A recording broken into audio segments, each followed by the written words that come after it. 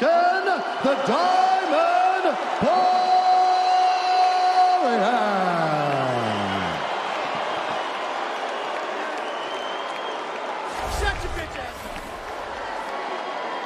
I am here with the winner, Dustin Poirier. Dustin, first of all, congratulations on a very impressive victory.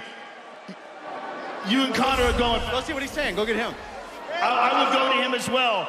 But I want your thoughts on the fight because the fight was going your way. Obviously, you got him down. You landed some vicious ground and pound. And in the last seconds of the fight, in a crazy freak accident, he misses a punch and breaks his own ankle. He fractured it on one of the checks at the beginning of the fight. Then it broke on a punch, yeah, for sure. When I pointed at him at the beginning of the fight, that's when I checked a good kick. I bet that's when it cracked. You felt it. I felt something, but I mean, he's kicking me hard, you know? It makes more sense that it broke where it broke in that regard. Yeah, it was probably cracked, and then just on the twist of the punch, finished, you know. This is a very strange fight in that the first fight, there was all this animosity. The second fight, Conor was very friendly to you. But then leading up to this third fight in the last few weeks, he's made things very personal. Yeah, I can take, you know, like, even the there's no holds barred with the trash talk, right?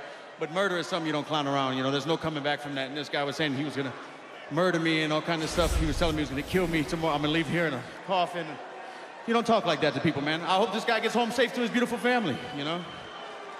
The way the fight was going, clearly you felt like it was going in your way. Yeah, oh yeah. He did hit me with a good cross, just like the last fight. I didn't see it, and he kind of clipped me. A little bit buzzed, but my legs were still there. Takedown was easy. He was putting his fingers in my glove and pulling me down to throw the up kicks. I was trying to let Herb know that. This guy's a dirtbag, man.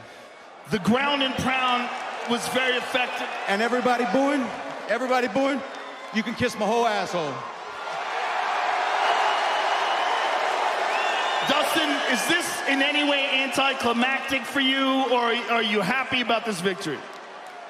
I mean, dude, you know, karma's not a bitch, she's a mirror. And, you know, this guy's said the wrong shit, and I've been busting my ass, and sometimes these things happen. And, nah, I beat the guy. Well, you're a good man. Congratulations, sir. Enjoy your victory. Everybody, go to thegoodfightgroup.com. We're raising money, me, Justin, Ren, Manny Pacquiao. We're raising money to build housing in Uganda for the Pygmy people.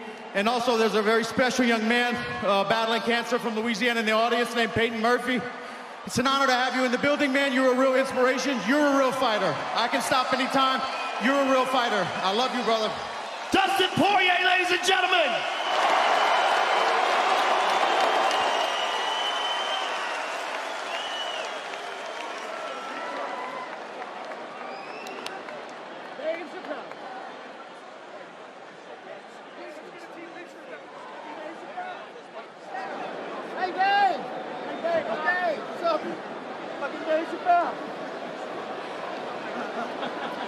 Joe is efforting an interview with Conor McGregor and is moving in now, I believe. He's trying to get close enough to talk to him.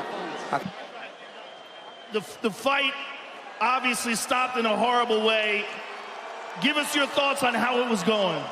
I was boxing the bleeding head off him, kicking the bleeding leg off him. Usual side dive to close the distance. This is not over. If I had to take this outside with him, it's all outside. I don't give a bollocks. He said that he believes that one of the kicks that he checked is what broke your leg. There was no check. There was not one of them I checked. Your wife is in me DMs, hey baby, hit me back up, I'll chat to you later on. We'll be at the after party, the Win nightclub, baby. You looking bitch, you little hoe. Fuck him. Conor, you missed with a punch and stepped back. Tell us what you felt, tell us what you thought was going on. Just the thing had separated and my bleeding landed on the wonky leg like Anderson Silva that time. Something similar to that. It's a fucking mad out business. Fuck's sake. Listen, it was a wild fight for as long as it lasted. I'm sure you'll be back, and I'm sure you're going to want Dustin again, and I'm sure he'll oblige you. Yeah. The frustration boiling over for Conor McGregor. Yeah. That post-fight interview brought to you by EA Sports UFC 4. Shape your legend in EA Sports UFC 4. Get up to 50% off for a limited time on Xbox One and PS4. You hear how real it is, right? The emotion. Dustin was trying to go at him over there, and then Conor was yelling at him. These guys don't like each other, man, and I can't imagine a world in where we don't see these two locked in the octagon. It is crazy, right? We thought that tonight would bring finality. us nothing if not closure, and even though Dustin feels pretty convicted in the 2 straight wins, a lot of the MMA masses aren't going to feel closure on this trilogy, but Poirier moves into sole possession for most knockouts in UFC lightweight history, passing Edson Barboza and Melvin Gillard. Reaction to everything you just saw. Obrigado, Charles. Qual que é a tua reação a tudo que aconteceu hoje à noite? A gente fica triste, né? A gente nunca quer ver um cara perder dessa forma, né? Mas faz parte. Parabéns ao Dustin. We get sad. We don't never want to see a guy lose like that, but it happens. So congratulations to Dustin. Had this gone into a second round, what do you think would have happened? E se continuasse isso pro segundo round, o que você acha que poderia ter acontecido? Isso é MMA, né? É tudo imprevisível. A gente não sabe o que vai acontecer. This is MMA. It's unpredictable. We never know what's going to happen. In terms of the winner of this fight, it is Dustin Poirier. He has that #1 ranking. Do you think that this performance now makes him next in line for this thing right here, that UFC lightweight world title? E agora, a colocação que ele se coloca agora depois de uma luta como essa, você acha que essa luta, essa vitória, coloca ele com o próximo na linha para isso aí? Eu acho que na realidade essa luta devia acontecer faz tempo e agora mais uma vez ele se evidenciou isso. Em dezembro a gente vai estar pronto. Actually, it's a fight that I thought that it was going to happen. It had to happen for a long time, and if it happens, I'm ready to go. So tell me what that matchup looks like then, Charles. E agora, o que você... Can you repeat that? I couldn't hear you. Oh, what does that matchup look like between he and Dustin? E como é que vai ser essa luta de vocês dois? Vai ser uma guerra. Eu sou o campeão, é uma história gigantesca, todo mundo sabe disso. Eu tô pronto para isso. It's going to be a war. I'm the champion, and it's a huge history. I'm ready for this. Excellent. Well, we're ready to watch, Charles. Thank you so much for your time. We'll see you soon. All right, guys, now out to Max and Brett on the mezzanine outside. Guys, take it away. Thanks, Teddy. It looks to me like Conor has entered that phase of his career where an ending like this may help him in a way, because people are saying, even on this broadcast, well, there wasn't a definitive conclusion to the fight in a fight that he was clearly losing. Your thoughts? It's not going to physically help him, and you know, you think about Joe Theismann, you think about the football injuries, that when you've seen this kind of injury before, not everybody even returns from that injury. So that's the first thing you got to think about, is how unfortunate that is and how dire that injury can be. But for me, he was winning the fight, Poirier being he, is always about the battle of geography. Who wins the battle of geography?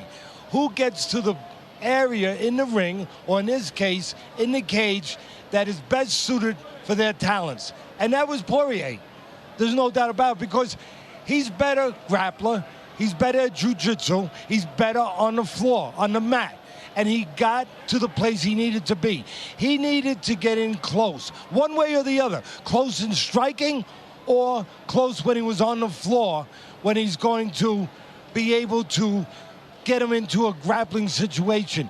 He's got shorter arms. He didn't want to get into a counter-punching firefight with Conor. He got the geography he wanted. And one other thing, we're in the capital of gambling over here. It seemed to me like Conor went all in. Going for the guillotine. Yeah, when he went for the guillotine, he went all in, much like a poker player would say, okay, this is my opportunity right now. I'm putting all chips It's in. interesting that you bring that up, because I had the same impression that this is not something Conor's really comfortable doing, but he goes to it early on because it seemed as though he was already conceding, I don't know if I can beat this guy the way I planned. Let me try something to upset the odds a little bit. I'll take a risk, but at least there's a chance to win in that risk, and it didn't work out.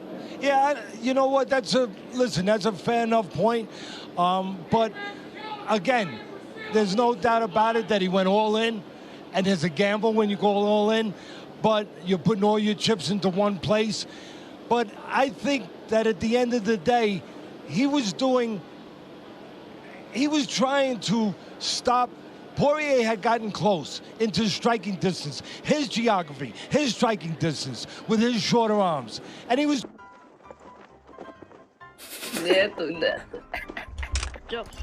Zapa. Vai, 25 pontos. Өкініштісін-ай. Так, бізде қалған келеді, мына қыз келеді. Кел бері. Қалқам. Чё там? Так,